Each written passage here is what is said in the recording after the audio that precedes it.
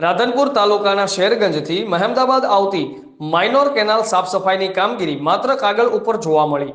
શેરગંજથી મહેમદાબાદ નીકળતી માઇનોર કેનાલમાં પાણી ના છોડાતા ખેડૂતો રોષે ભરાયા હતા। શેરગંજથી મહેમદાબાદ નીકળતી કેનાલમાં ગાંડા બાવળનું પણ સામ્રાજ્ય જોવા મળ્યું હતું। રાધનપુર તાલુકાની અમુક કેનાલો સાફ સફાઈ કરવામાં આવી જ નથી।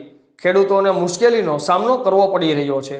રાધનપુર તાલુકાની અમુક કેનાલો આજે પણ કોરી ધકોલ જોવા મળી રહી છે। ત્યારે શેરગંજ મહેમદાબાદના ખેડૂત કેનાલની સાફ સફાઈનું કામ જાતે શરૂ કરી દીધું છે। શેરગંજથી મહેમદાબાદ આવતી કેનાલમાં પાણી છોડવામાં આવતું જ નથી। રિપોર્ટર ફારૂકભાઈ ઘાચી, આઝાદ મીડિયા લાઈવ, રાધનપુર।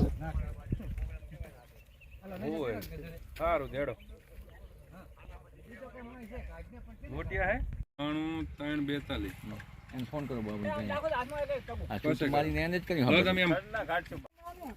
સાફ કરતા જો હમણાં ના થાકશો।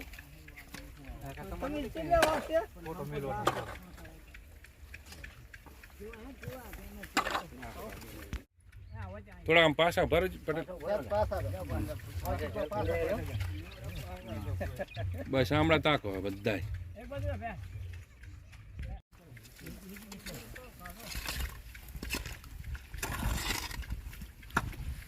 બસ સાફ કરે જ રાખો। તમે હું વિડીયો લઉં છું। શું નામ છે તમારું? કાળુભાઈ। કાળુભાઈ, આ કેનાલની અંદર કેટલા દિવસથી પાણી નથી આવતું અને કચરો પણ સાફ નથી કરેલો, શું કહેશો એના વિશે?